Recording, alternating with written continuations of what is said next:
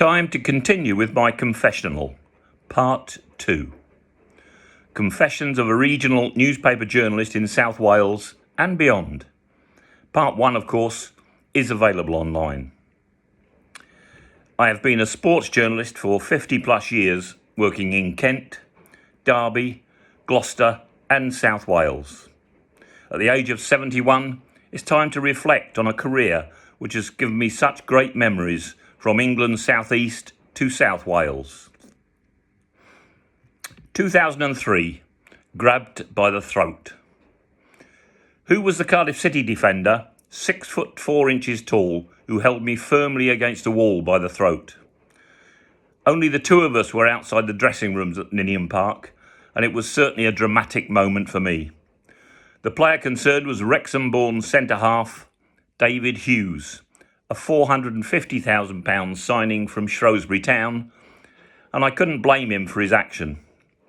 Dave was angry after reading my story in the South Wales Echo that he was retiring from playing because of injury. Yes, he had made the decision to call a halt to his professional playing career, but unfortunately he had not told his family before the story appeared in the newspaper. It was Cardiff City chairman Sam Amam who had officially told me that Hughes was retiring, but I didn't speak to Dave. A mistake. I should have checked, although my information had come from the chairman. My intention had been to set up an interview with Dave after the initial stories. I could see the anger in his eyes when he confronted me, but apart from grabbing me by the neck, nothing else happened. We have had a chat since that incident, and it's all in the past for both of us. I sincerely apologised, and Dave accepted, also saying he was sorry for his physical approach. Former Aston Villa defender and Wales B international Hughes was 25 years old when he stopped playing, and today at the age of 46, he is Manchester United's under-21 coach. Before heading to Old Trafford, Dave was head of academy at Cardiff City. Hughes had a spell in the role of Barry Town manager after his playing days ended, and I witnessed an unusual incident when I went to Jenner Park to watch a match. Barry had been poor during the first half, and home fans were booing the squad as they walked off the pitch at the break. Hughes was following his players towards the home dressing room when one supporter's voice boomed out, louder than the others. He was telling Barry players what he thought of their first half showing and how poor they had been. Hughes stopped by the man, spoke to him, and they walked together into the changing rooms area. Remarkably, he had asked the fan to do the half-time team talk in his place. A major shock for the players. And those were the days when ex-Bluebirds men Lee Jarman, Lee Phillips, Leon Jean and Tom Ramesut were Barry players. 1995, a first throat job prior to that David Hughes incident. 6 years earlier than the Hughes-Phillips incident, another Cardiff sportsman held me in a throat lock. Powerful forward Ivan Machunik signed for Cardiff Devils Ice Hockey Club during the mid-1990s. In my South Wales Echo story about the new signing, I described Ivan as Czech. He is, though, Slovakian. I had read he was from Prague, and that is in the Czech Republic, while Big Ivan originally hails from Nitra, Slovakia. It was a major error by myself. I should have checked thoroughly. That's 2 mistakes on the bounce in this confession. Ivan explained things carefully to me, holding me tightly by the throat for a few moments. I certainly never made that mistake again. Thankfully, Ivan and I have become good pals after that initial disagreement. We still are today. He was part of the hugely successful Black Line, alongside Steve Thornton and Ken Hodge, that led Devils to the 1997 Super League title. They had gained that Black Line nickname from the colour of their training shirts. 1969, on the run. One of the first football matches I reported on was a Kent League fixture between Brett Sports and Chatham Town. My mission was to send in a running report for the Kent Evening Post Saturday Sports Special, the Pink 'Un. How apt it was that day to be charged with writing a runner.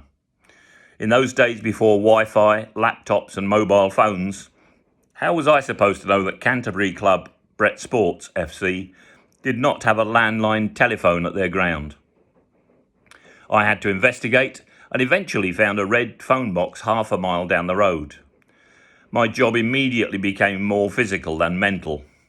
Thankfully, I was a pretty fit 17-year-old at the time. After jotting down the teams, I ran to the phone box, phoned in the lineups to a copy taker and jogged back. After that, time became a major factor. At half-time, I ran to the phone box again to ring in 200 words mid-report copy and then back to the ground. The big sprint came after 90 minutes. After all, the copy was supposed to be through on the whistle. I daren't set off early in case there were late goals, but I ran flat out, ringing in a 100-wordish intro and copy for the end of that report. Then it was a dash back to the Brett's ground for manager and player interviews. Only after that could I get into my Kent Evening Post minivan, complete with company logo on the side, to make the hour-long journey home. It's for that new technology. I wouldn't have lasted all these years at that 1969 pace. 2000, Gould in the bushes. The late Billy Eyre was Cardiff manager and the Bluebirds were at a local park pitch to play Longford during a pre-season tour. Longford was a town where former striker Kevin Nugent hails from in Ireland. Prospective manager Bobby Gould was sent on a Cardiff City spying mission. Gould was keen to avoid being spotted and was standing close to the bushes, almost covered by some branches at the ground. Unfortunately, from his perspective, Gould was seen early on and fans were walking past saying, "Hello, Bobby." Shortly after the trip, he was appointed Cardiff City manager. 2014, Norwegian fame for El Tel. The arrival of Ole Gunnar Solskjaer in the role of Cardiff City manager at the start of 2014 resulted in huge interest from Norway. The Norwegian took charge for the first time when Newcastle United visited South Wales for an FA Cup tie. The result was a 2-1 win for Solskjaer's Blues. Norwegian television crews were arriving at the South Wales Echo offices 2 or 3 times a week. I was happy to help them by chatting to camera about Ollie, and all the interviews, of course, were conducted in English. Then one morning, my daughter Kelly sent me a message saying she had heard from her friend and former work colleague. "Lever says you're on Norwegian Breakfast TV," said Kelly, who, like myself, was astonished. 2005. Did Jonesy sign a female footballer? Portugal was Dave Jones' favourite venue for pre-season tours, but a trip to Scotland had already been arranged when he was appointed manager. The squad stopped en route to play Accrington Stanley, and I was travelling independently on this occasion and drove to that first pre-season match. I scanned the team sheet given to the media, and one name stood out: Andrea Ferretti. It's a name I didn't know. My first thought was that DJ had signed a female footballer. How wrong could I be? Male teenager Andrea was an Italian striker from Montecchio, Emilia, around 50 miles from Bologna. Ferretti had joined the youth academy at Italian club Parma before being released in the mid-2000s. He was offered a trial at Cardiff City after being highly recommended by Manchester United's Sir Alex Ferguson. Hence, Ferretti appeared on the team sheet at Accrington. Today, he is 37 years old, has played for 17 different clubs, and is currently with Serie D Borgo San Donino. After scoring in City's pre-season win over Hamilton Academicals, Ferretti signed on a 2-year professional contract at Cardiff City. He saw out that contract but made only 9 appearances, all off the bench, before returning to Italy. That fixture in Accrington was also the moment future Bluebirds captain Darren Pearce arrived to watch. He didn't play in that fixture, but was clearly impressed enough to sign for the Bluebirds soon after. 2007, Chopra's Revenge. This was a summer of Chopra's revenge. The players were relaxing at the team hotel on a hot afternoon, and I decided to go for a stroll. Rookie mistake. Big error. Chopra, along with a few friends, borrowed a key to my room from reception and totally trashed it. To be fair, Chops did a brilliant job. The room looked in a terrible state when I returned, with the bed upside down, furniture all over the place, but there was no damage at all to anything. None, that is, apart from my toothbrush. Chops had cut all the bristles off and then wrote in toothpaste on the bathroom mirror. His message was, "Guess who?" Within hours, Chopra was leaving the pre-season tour and completing his £5 million transfer to Sunderland. Of course, he had already known that would be happening. Chopra's departure opened the way for Robbie Fowler to sign. 2011, Spanish trip. The journey to Spain had already been organised by ex-manager Dave Jones when the 2011-12 season was due to start. City played one match, winning 1-0 against Charlton Athletic in Seville. The game was played in baking heat, far too stifling for football, and French striker Rhodri Giggs, a 22-year-old who had linked up with Cardiff on trial, scored the only goal. 2012, Bluebirds on the banks of Lake Geneva. The only pre-season tour I went on with Cardiff City is when they didn't play any. The only pre-season City tour I went on when they didn't play any fixtures. Order of the day was double training sessions, and the players called off in Lake Geneva, which was at the bottom of the hotel gardens. The Bluebirds rubbed shoulders with European football's top brass, calling on contacts in high places to arrange City's week-long stay near the UEFA headquarters in Nyon, near Geneva. 2003, drenched in jubilation.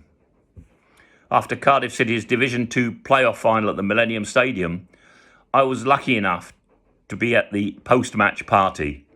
It was held in a bar over the road from the scene of their 1-0 triumph against Queen's Park Rangers.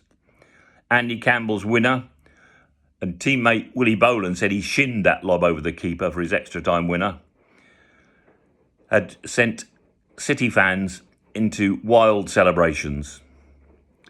Bluebirds fans, players, management, directors and more were celebrating at the Millennium and in the bar opposite.